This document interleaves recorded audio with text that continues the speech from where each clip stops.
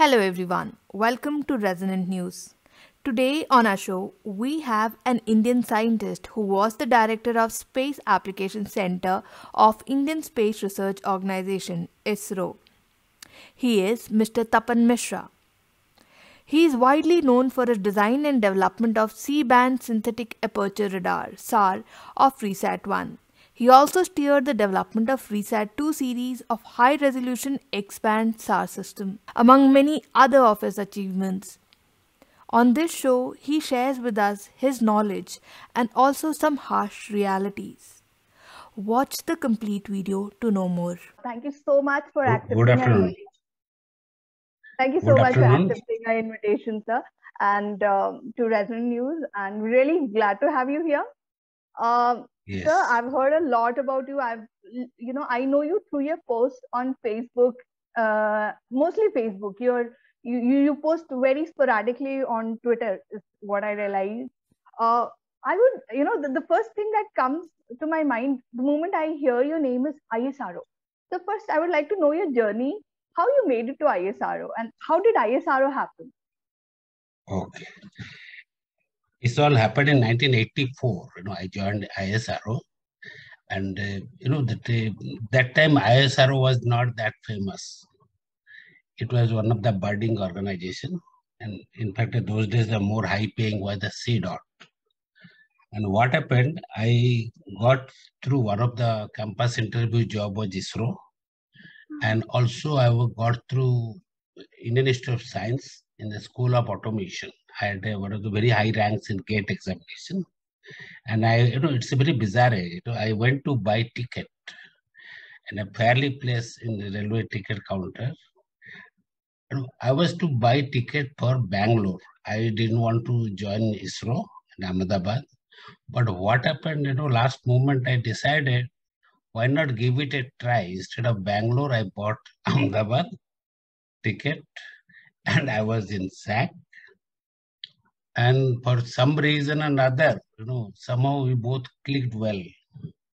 And I stayed here for 37 years. Later on, we built airborne synthetic aperture radar. In fact, ISRO was the 5th country in the world to build a synthetic aperture radar technology. First when you flew. And then it so happened that I built radio meter, and in fact in 1999 we flew this radio meter. We came back from that launch of radio meter MSMR payload in IRS-P4 or the OceanSat 1, and there was this Kargil happened, and you will be surprised that India invested in this whole gamut of optical cameras, which are useless in the context of India. Because why I tell you that optical cameras can see only the daytime in a clear weather. And India, anywhere you see, there will be always cloud. And in fact, almost for 9 months, you don't get images over India. You get only very 3 clear months are from around December to March. After that, the dust storm starts. And in fact, areas in northeast, Kashmir, Kerala, Bengal, Eastern zone and all this Chinese borders is virtually not accessible by optical camera. We needed a radars too, because radars can penetrate through clouds. And we were told that Kargil, we had a very difficulty. They had a very less amount of imageries because of it's a totally cloudish place. In fact, I remember this APJ Abdul Kalam, inaugurated this program. He said, they had a very few images by IRS-1C. In fact, for 6 months, they have that the Indian military has practiced on a 3D. They created 3D of the Kargil and how the soldiers will move from one rock to another. They were only hoping to had they had a radar, they could have a real-time images through cloud and got a fantastic images. and we thought we were given to build it. And when we were asked, that make a proposal, I made a 3-page proposal. I knew that nobody will fund for a radar satellite because a camera satellite you can build within around 200 crores. Radar satellite, if I import any component, it will cost something around to 1500 crores to 2000 crores in the time of 2000 time frame, 1999 and 2000 time frame. So I made a proposal and they told that we'll build everything in India. In fact, my last line was, it will be made by brown people. That was my last line in the proposal to Kasturi Rangan. And we promised, and I had no idea how to build it, I'll tell you that we made it in very active antenna, and we kept to a target to on us that it will be better than the best. We have chosen the very difficult technology, active array antenna. In fact, and in ISRO, nobody has, in fact, in India, nobody built an active array antenna. There was one, DRDO has a fab facility, MMIC fab facility, GETEC, and they were going to sell it. In fact, both semiconductor complex and GETEC, the government decided that at that time the Vajpayee's government was there, and the Pramod Mahajan was the Minister of Information Technology, that they will sell off these to private parties. In fact, we requested Kasturi Rangan to plead with the government not to sell up, give it to us. Then finally they kept GETEC under DRDO and the semiconductor complex came to us. And we built all the MMICs there with such a massive complexity. When we built it, everybody was thinking that it cannot be built. It cannot be built. It is very difficult. And coupled with it, I have proposed 2 new schemes. The radar, it was not hitherto tried. One is that making a spotlight SAR in C-band. In fact, even today, the spotlight SAR, that's the most high resolution SAR, it is done it in X-band. It is actually easier to do. Lower the frequency, synthetic aperture radar becomes by square complexity. If a frequency reduces by a factor of 2, the complexity of the processing and hardware increases by 4, by square. This is bizarre mathematics rule. And in C-band, nobody attempted a spotlight SAR. And we introduced a new concept called a sliding spotlight. In fact, we bought Risat 2 from Israelis. It was that time the best SAR when we bought. And it had only 5 by 5 kilometer swath at a 1 meter resolution. And in RISAT, we had a spotlight which was a 0.65 meter resolution over a 10 by 100 kilometer.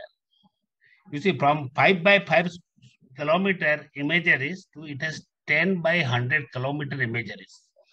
It needed a very massive software and algorithm. In fact, I had all the patents on it. For the first time, we had a polarimetric images in spotlight. We had the first time the polarimetric images on scancer.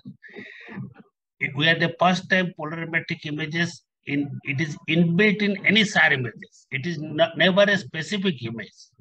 And this was the 2 major innovations which actually changed the SAR scenario. In fact, I am very proud to say that today all synthetic aperture radars built all over the globe, they are following Risat. The way the Risat configuration, the Risat models were there.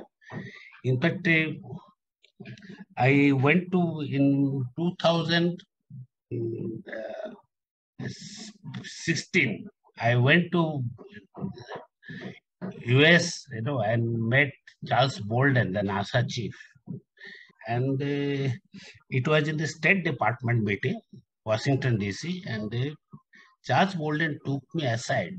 He asked me, Tapan, did you build the SAR at this cost? I said, you heard it right. He said, I want to visit your lab and have a look at it, where people can build the synthetic aperture radar of this complexity at a 1/10 of a cost. And in fact, he kept his word. He came 3 months later. He spent 1 hour, walking all around that lab where the Risat was built. Just wanted to know how can we build so cheap. In fact, that his visit paved the way for Mars mission and a nicer program. Americans and Russians had only this ability to have a synthetic aperture tracking of planetary missions. And is paved there. We had to also, in lieu of that agreement, we have to go for the NISR, and that is where the NISR was built. And this is RISAT made, I feel very proud. In its lifetime, it never failed. None of the payload component ever failed. I am from Orissa. In 1999, there was the Orissa cyclone, and I got stuck. I have seen the ravages of the cyclone, and I have seen, how the human dead bodies and the cattle dead bodies all float together. Death was such a great equalizer. Until unless you see in your own eyes, you cannot. And I found that the only way for this ravages to go out, for country to escape, is to have a scatterometer in space, which will measure the wind speed with a vector on ground, on the ocean at a very high accuracy. And we built this hardware, and to be precise, there's a IMD had two era. One is the pre-ocean set era and post-ocean set era. In post-ocean set era, all our cyclones we tracked from the beginning. We could predict very precisely where there will landfall will be there. And the governments have evacuated only a small number of people, and all the deaths in all the cyclones, where any death is very painful, but they were less than 2-digit number. They were usually 5, 6, 9. If you see the 2009 onwards, all the cyclone, you take the statistics, that there was hardly any death. There are also super cyclones and all. We had a lot of damages, but the death of cattle and a human being were minimized. So this is one contribution I am very proud. Many times we say that what is the worth of technology? Worth of technology, how much profit you get. Worth of technology, how many unicorns you build. But this is the first time I realized that worth of a technology is that how many lives it can save. And it was widely used by NASA, European Union, Australian Meteorological Society, and the Chinese space agencies. Everybody used this satellite to predict, to track and predict hurricane, cyclone, and also for the weather modeling. So you mean the Indian satellite was utilized by all these countries? Yes. What about the defense satellite? As you already mentioned, Kargil. We all know we had a huge setback in Kargil because we did not have defense satellites. So what is the status right now? How well are our defense satellites doing? Today we have a resolution much better than 1 meter resolution. In fact, I am proud to have built those cameras in camera based. So they have the Cartosat 3, Cartosat 2 series, Cartosat 1 series, and all of that. But as I told, we have the radars, the major defense satellite. We had initially Risat 2, and then Risat 1 had doubled up also for that defense satellite, because our borders are very nice. They are mostly north-south oriented, aligned to the orbit. So you can give it to the only specific orbits will go to the border. But rest of the time, you can image the country and use it for many, many different social and governmental applications. What is good for defense is also good for government applications. People think that high defense means a high resolution, high capability, and civil application they think it's a poor resolution, poor capability. I will tell you, it is not true. What is good for defense satellite is also good for the commercial and societal applications. I'll give you a very small example. That Arise Act we used for at a 3-meter resolution to image the road constructions and the MNREGA activities. You will see that the present design that the MNREGA expenditure of the government budget has reduced from rupees 70,000 crores to 30,000 crores. But it has not given a loss of employment, neither the loss of salary. The reason is there was a lot of all this MNREGA construction. There was a very difficult to document whether they really happened on ground or not. The satellites, high resolution satellite gives you an idea. If you say that the rural roads are constructed with a concrete, you can detect whether it was done really with a concrete or with a mud only. In fact, one of the very application which was very dear to me, I worked with a Amul's chief, Dr. Sodhi, CMD. He's a fantastic person, And the Amul is the first dairy in the world which has used remote sensing for its services. You'll be surprised why remote sensing, for buffalo cows you need remote sensing. Actually, the Amul is grown in a cooperative. The suppliers are also the owners of the company.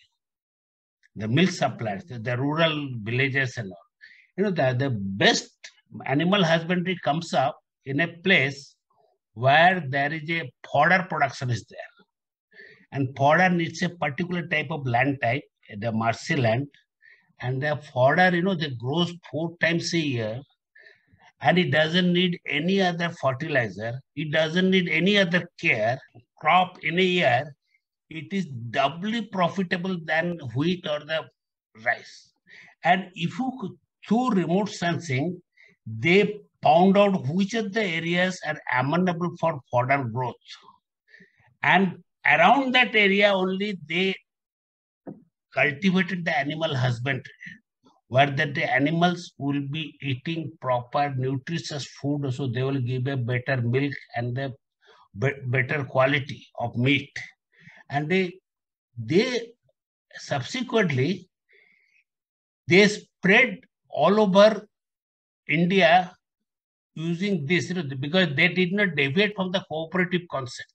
But only thing, the cooperative has to be formed in a vantage location where the crop is there. And you will see that the 2018-19, the Amul's only turnover increased from to 29,000 to almost 40,000 crores.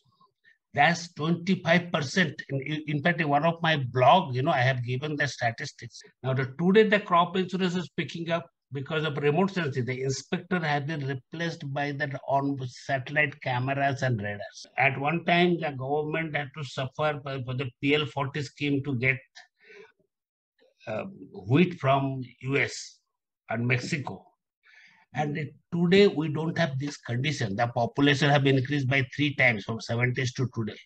And all this because today the government through satellite imagery assesses the crop condition.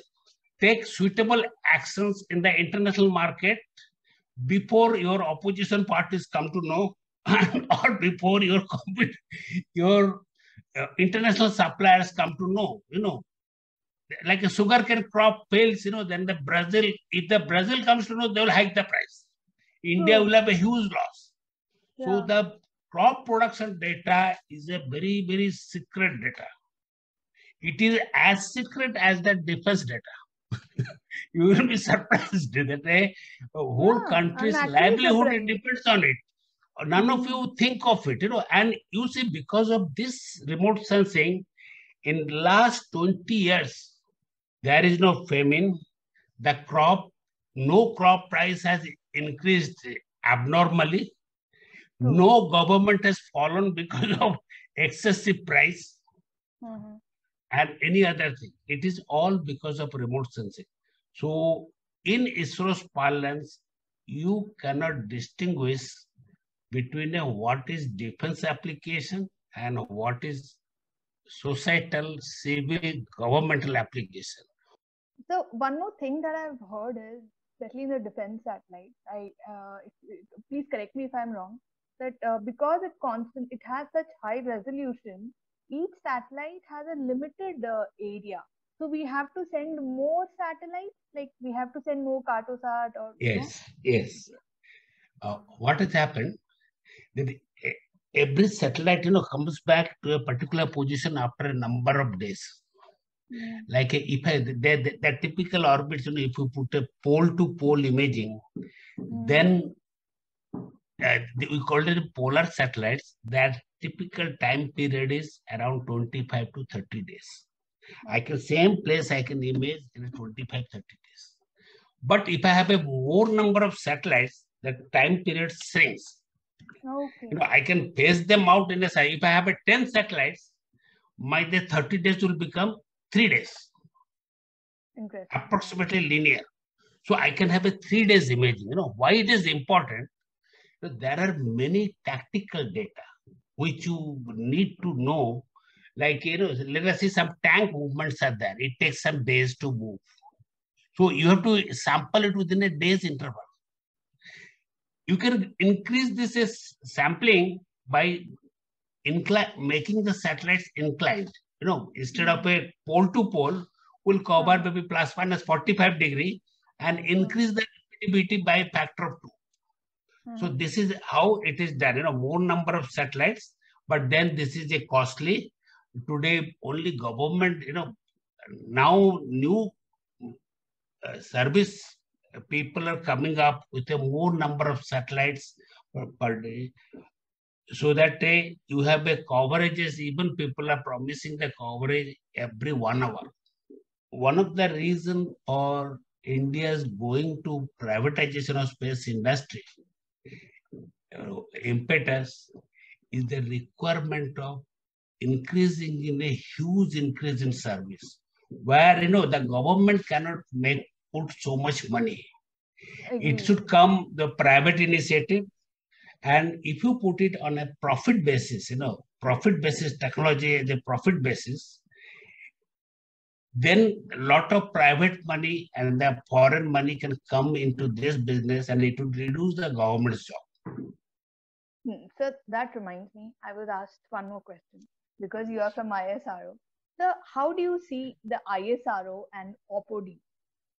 Recently, ISRO signed a deal with a Chinese company, mobile company, Oppo. Okay. You see, actually, in my feeling, we should not have signed that agreement.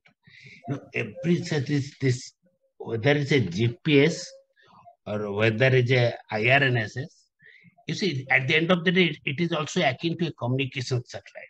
It has a low bitrate data communication capability. I can send that. It is done, if I tell you, you'll get frightened. I can selectively disable some receivers. The foreign entity, you mean the foreign entity can disable? Yes. With that command path, especially in the hilly terrains and all, I can misguide that helicopters or the aircrafts. I can even hijack aircrafts. Because through GPS it goes through the data stream to INS, I can reprogram that INS. INS means a inertial navigation system for the aircraft navigation. No, it's a program, pilots program, they will go from Los Angeles to New Delhi. But if it has a connected GPS, I can send a command. If I have a proper channel and all, I can simply change this pilots program. Instead of a New Delhi, it will go to Chile. This is scary. This is really scary. It is scary. In fact, for many government forum, I have they don't jump for any foreign import of aircraft there, but at least the navigation system we should build in house. We should have built, so that nobody hijacks this aircraft. In fact, my personal feeling is all our aircrafts, military aircrafts, private, it should be equipped with indigenous navigation systems and indigenous GPS receiver systems. So we know what is exactly going on inside. So that brings me to my next question, which is, so you also faced some, you had posted about you getting poisoned by certain entities. I mean, because we are discussing foreign entities, and I mean, this was something which shocked everyone. I mean, everyone knew something was going wrong. There were list of scientists names who had very mysterious deaths. So the numbers were scary. I think it started mostly after Nambi Narayanan sir's arrest. Like earlier you pointed out, Nambi Narayanan's arrest actually led to the fall of an entire state government in Kerala. We had the new chief minister come up because of Nambi Narayanan sir's arrest and all that. So this is where politics, national security, everything merged. And how did I would like to know the whole sequence of events. How did you find out what had happened, and what really went wrong? Actually, I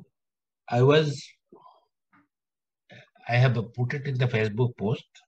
Yeah. I was in the review committee member, the promotion review committee, except to SG, in May 23rd in 2017. Okay. And in that meeting, once it was over by 6 o'clock, I came back to my guest house and started feeling very uneasy. Oh. And I thought then, I had started loose motions, and then there was an anal bleedings and severe bleedings. And I stayed 2 more days in the taking review, and I was not able to consider the review because half that time I was sleeping in the sofa in another room, scientific secretary's room, and then I could barely manage to come, and the doctors treated me in Ahmedabad for anal bleeding, this sort of thing.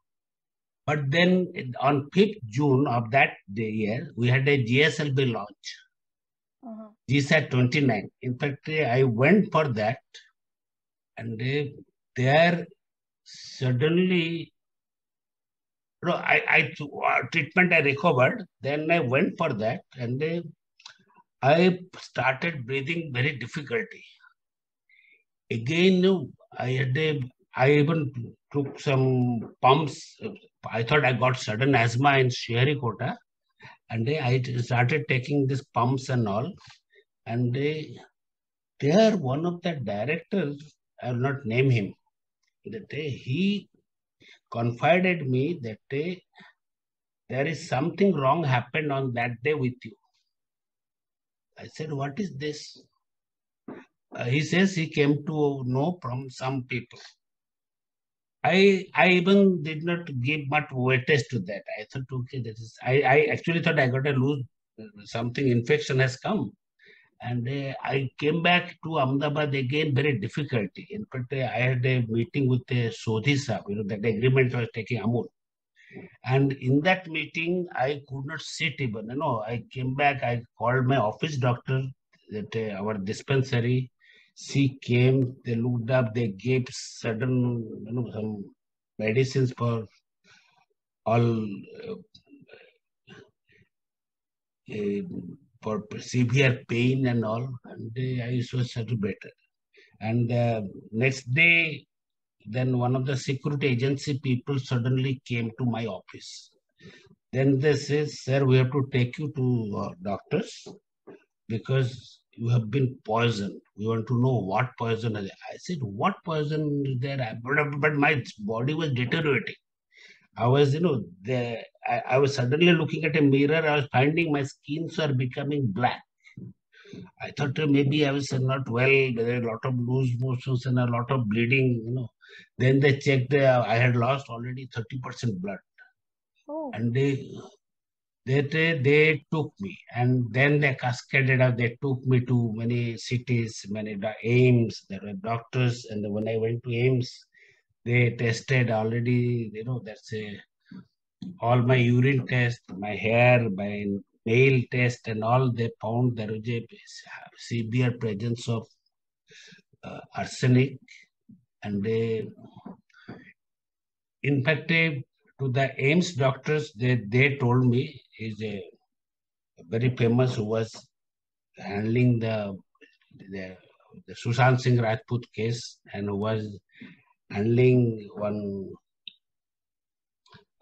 political leader's wife's suspected murder case, I got it. Shashi Tharoor's wife's murder case, and all. And he was also my treating me. He is a forensic expert. He is one of the Dr. Sudhir Gupta. He is very one of the topmost forensic.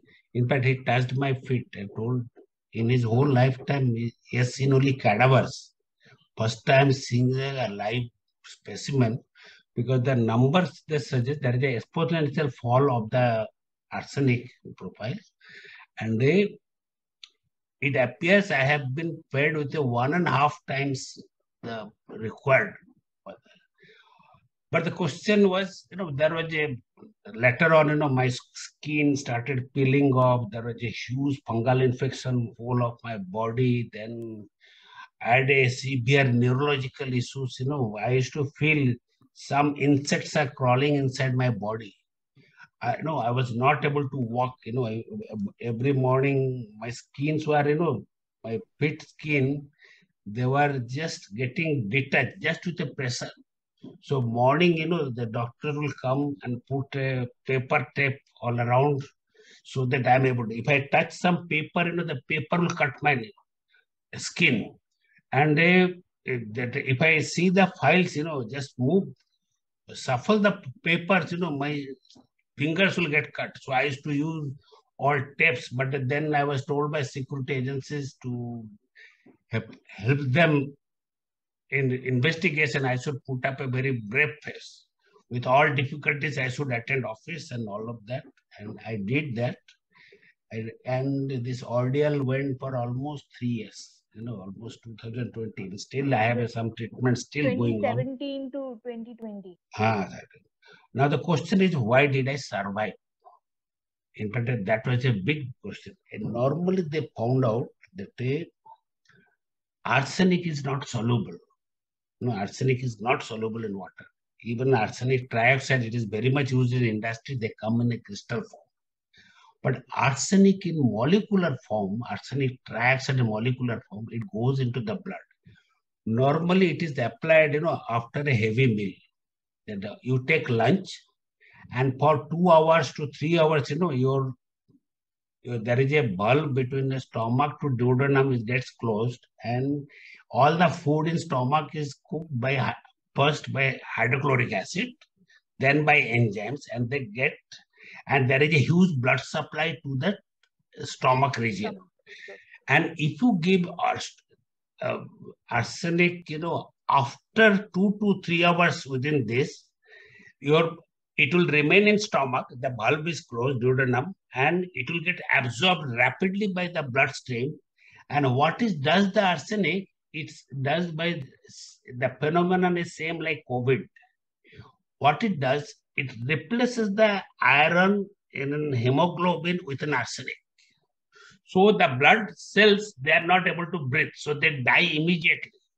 So they clot the fine vessels, and within 2 to 3 hours, because the lungs and hearts are very near to the stomach, they get the first clottings and they die. 2 to 3 hours, lungs and all, they get choking. In my case, what happened, that day I did not take lunch. So when it was given in that afternoon snacks, it's around 3:34, that snacks it was given, it did not stay in the stomach. It went all through the down, and in the lower alimentary canal, it burned the cells and the skins, and had a huge anal bleeding, and almost probably 90% of blood loss through that. Instead of getting the clots inside, they came. What remnant was there, probably less than 10% of clots were there. That made my life very, very miserable for almost 3 years, and I was kept under heavy security because I was not only a survivor, but I was the witness. With a wrong thing, there is always some right thing comes out. What government has come to, because there were a lot of whispers, that the Bikram Sarabhai died very unusually. And today, if you look up, probably he was also poisoned because his skin also, now the people know if you're poisoned with arsenic, your skin becomes black.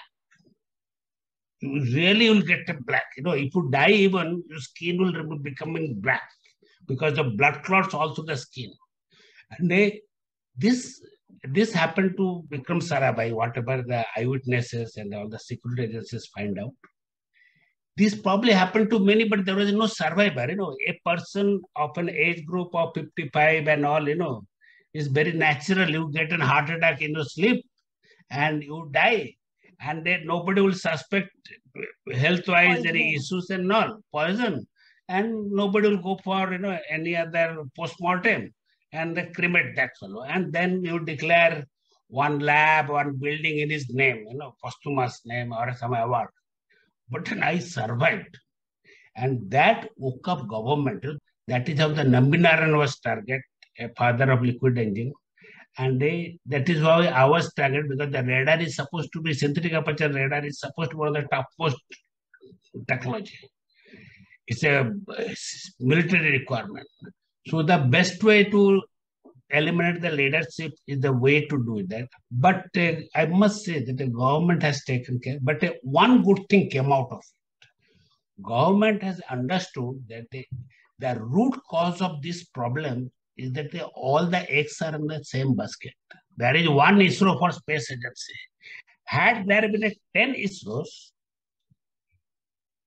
then nobody can corrupt it. You can corrupt one, you can corrupt two, but you cannot corrupt 10. Exactly. So the government next, after this, the government went, one was that they're making a big issue by crime, because there is no point is crying over. You can punish, the security agencies punish in a particular way, in a particular time frame. They settle the punishment in their own time frame. I have a full belief in the government and the agencies, and I know how they punish it and all. I don't want to come into the public. But one good thing, they decided to privatize the space industry so that many more ISROs will come up. There will be many more space scientists will come up. And when you have a more plurality of organizations, you not only make yourself, immune, we call it a space technology redundancy, but a country becomes safe. And at the end of that one ISRO can only do an expenditure of 10,000 crores. Imagine 10 ISROs, then it's a 1 lakh crore.